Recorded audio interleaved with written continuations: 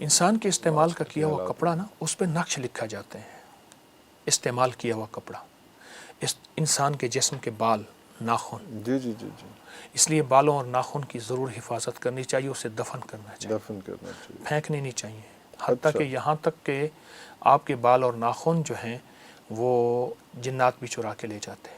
ارے جنات کا جادو انسانوں سے زیادہ سخت، جنات کی نظر بد انسانوں سے زیادہ سخت. من الجنت والناس، میرا جنت اللہ نے پہلے جنات کا تذکرہ کیا ہے، پھر انسانوں کا تذکرہ کیا ہے. یہ اور جب دفن کر دیں وہ اللہ پاک اس کی خاص حفاظت اور طاقت میں پھر وہ چیزیں اس کو وہاں سے نہیں نکال سکتے. وہ ایکسیسیبل نہیں ہوتی ہیں پھر ان کے لیے.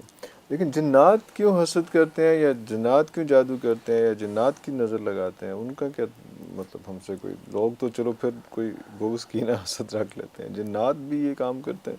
اس نے کہا تو کون کرے، میں خام خواہ. خام خواہ. لیکن میری عرض یہ ہے جنات کا حسد تو پہلے دن سے ہے. وہ مخلوق پہلے ہیں، آپ تو بعد کے انسان. ارے اور انہوں نے کہا کہ یا اللہ ان کو کیوں پیدا کر رہے ہیں؟ جنات کا حسد تو پرانا ہے اور قیامت تک رہے گا. دیکھیے جس طرح ہمارے ہاں شریر بھی ہیں، شریف بھی ہیں، اس طرح جنات کے ہاں شریر زیادہ ہیں. کیوں؟ آگ ہے، اور حسد آگ ہے، اور نظر بد آگ ہے، اور جادو آگ ہے. اچھا تو وہ ان کے زیادہ قریب ہے. آگ ہے. اچھا جنات اپنے اوپر بھی بہت زیادہ جادو کرتے ہیں، آپس میں ان کی بہت زیادہ ہوتی ہیں. چونکہ جن میرے تابع نہیں، میں نہ جنات کا آقا ہوں، میں ایک عام سا انسان ہوں، لیکن یہ روایات میں ہے، یہ مشاہدات میں ہے، یہ تجربات میں ہے. لیکن جن کہا تو جاتا ہے کہ جنوں سے دوستی کی جا سکتی ہے، تو کی جا سکتی ہے کہ آپ نے نہیں کی ویسے؟ نہیں میرے پاس لیکن کی جا سکتی ہے. ہاں کرنے والوں کے پاس جن تابع ہیں، تابع نہیں تو ورنہ دوست ہیں. جنات بہت زیادہ میں نے سنا ہے، میں نے واقعات دیکھے ہیں، میری زندگی اسی شعبے میں ہے ساری. جی بالکل، اس لیے بچپن سے 55 یہیں گزرا. ہاں لیکن میں اس لیے آپ سے پوچھوں کہ جنات سے دوستی بڑا کامن ہے، یہ ہو سکتی ہے. لیکن دوستی نظر بھی نقصان دہ آتے نہیں ہے. پھر نظر بھی آتے ہیں.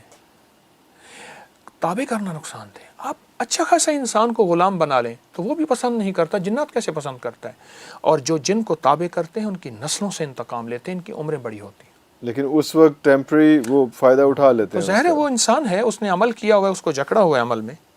تو عمل میں جکڑا ہوا ہے تو وہ تو کچھ نہیں کر سکے گا. تابع سے مراد ایک قسم کا غلام بنایا ہوتا ہے، تو وہ کیونکہ وہ اس حصار سے باہر نہیں نکل پاتا، یہ دوست نہیں ہو سکتا.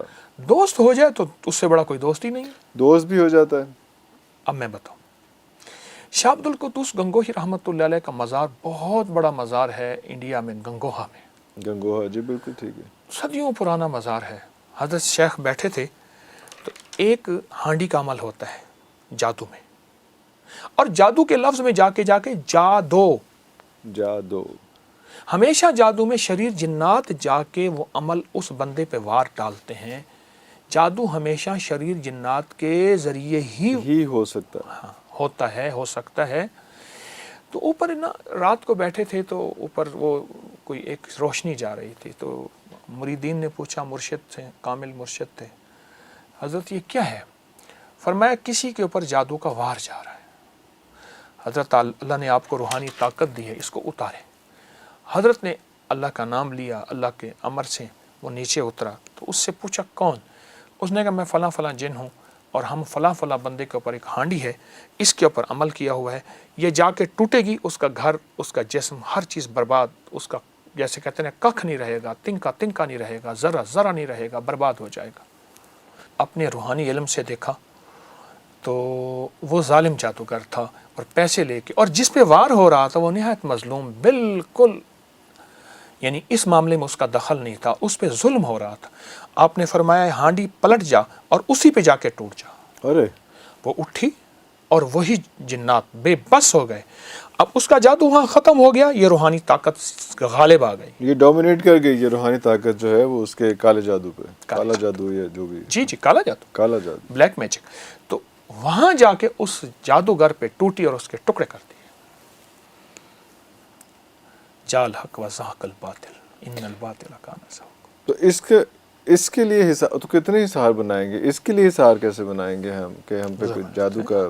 بلکہ پہلے میں وہ بات پوری کر لوں کہ تو جنات سے دوستی کا آپ نے نہیں بتایا نا. آپ دوست کر آپ بنا دیں 2-4، کیا فرق پڑتا ہے؟ یہ بتا دیں. جب میری دوست بن جائیں گے پھر آپ کو بھی بنا دوں گا. کون سی مشکل ہے؟ دیکھیں میں ابھی تک جنات کو دوست بنانے کی کوشش نہیں کی. ٹھیک ہے، خود بن جائیں. اور اس کی ریزنز ہیں. ہاں، اگر آپ کی میرے خود جنات دوست بن جائیں گے تو عرفان صاحب ایک آدھ آپ کو دے دوں گا. پھر میرے پاس آئیں تو صحیح.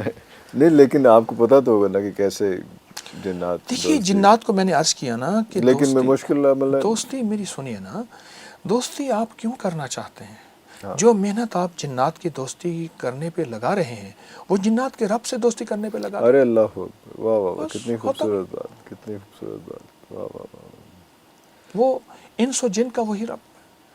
اچھا ایک چیز ہے جو میں آپ کو بتاتا چلوں، سورۃ والسماء والطارق کی جو آخری آیات ہے نا، یہ ہانڈی کا عمل ہو، ایک کتے کی کھوپڑی بھی عمل ہوتا ہے.